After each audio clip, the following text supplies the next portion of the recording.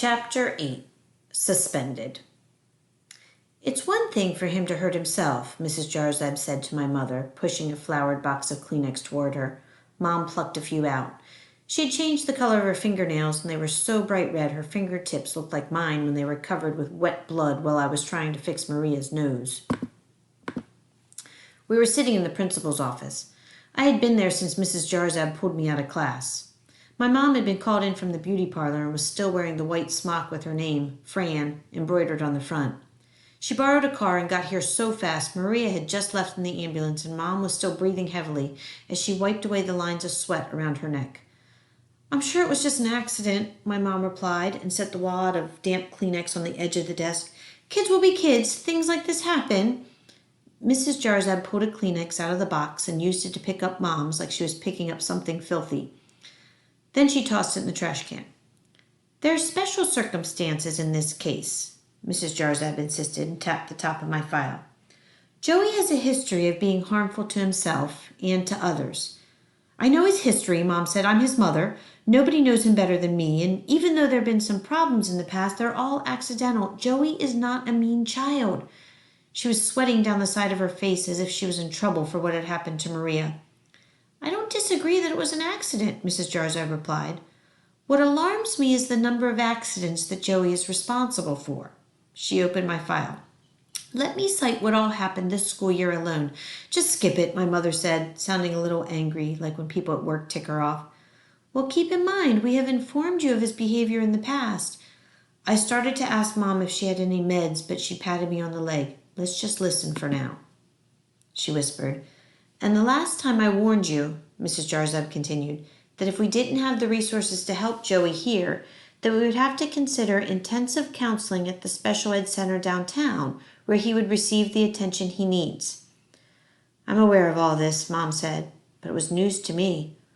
"What special ed center?" I said suddenly. "What—" "Honey," Mom interrupted, "just listen for a minute while I do the talking." Mrs. Jarzab had already put the Kleenex away, and Mom reached for her own purse.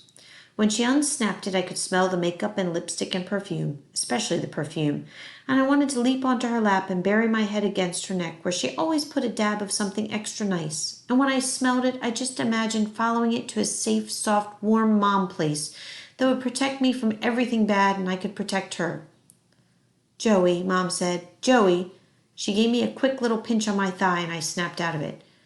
"Yeah," I said, real sleepy, like I just woke up and wanted to go back to sleep. "What?" "Mrs. Jarzab wants you to tell your side of the story."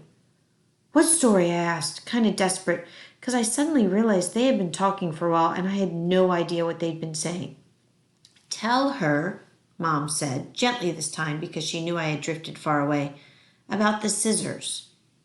"Yes, tell me, Joey," Mrs. Jarzab said, with her face all nice and soft, like there was nothing in the world she wanted to hear about but me and the scissors.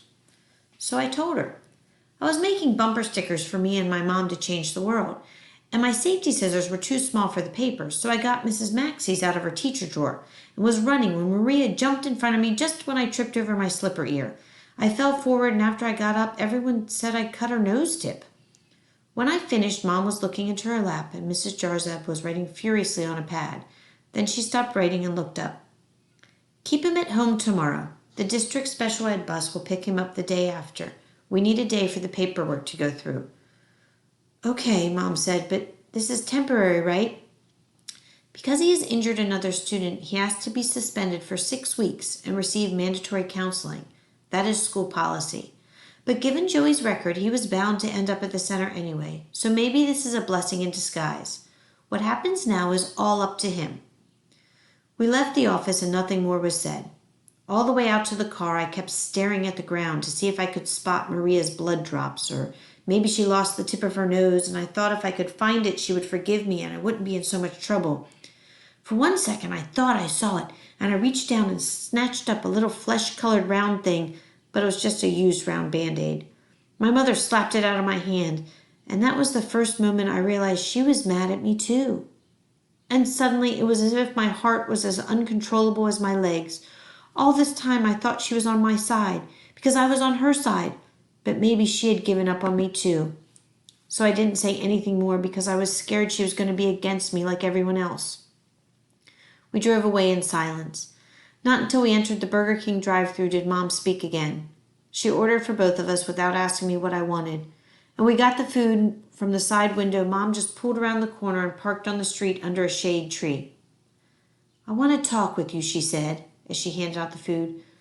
"I've done my best," she said. "Do you understand that?" "Yeah," I replied. "I know it's all me. I'm the one that's messed, not you." I started eating my French fries. First the bottom end, then the top. I put the middle to one side. The middles didn't crunch when I bit into them, so I saved them for last like a vegetable. "You're not stupid and you're not messed up," Mom said. "Don't think that." "Everybody else does," I said, not looking at her face.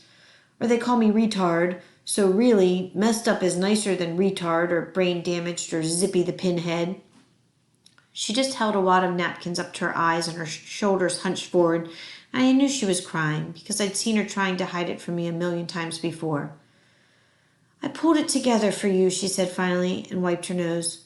"When you were a baby, I screwed up and left you behind. But I loved you so much, I pulled it together and came back to you. Now you have to pull it together for me," she said. "It's your turn. You owe me that much. You owe yourself, because if you don't pull it together now, I don't know what will happen next. But it is bound to be worse, way worse than anything that has ever happened to you." I knew she was right. "I'll have to go to a scary special ed school," I finally said, already crying by the time my face sunk into her shoulder. "Just for a while," she said, and rubbed my neck. "Soon they'll see what a good guy you are and send you back."